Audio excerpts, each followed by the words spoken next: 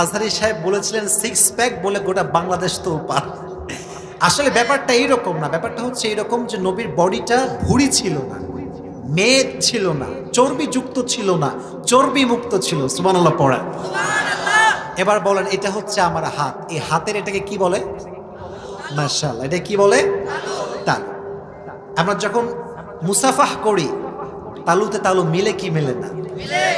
সাহাবা ইকরাম বলতেন নবীর হাতের এই তালুটা ছিল কানা কাফফুহু আলিয়ানু মিনাদ দিবাজ, ইট ওয়াজ সফটার দ্যান সিল্ক। নবীজির হাতের তালু ছিল রেশমের চাইতে বেশি মোলায়েম। সুবহানাল্লাহ পড়া।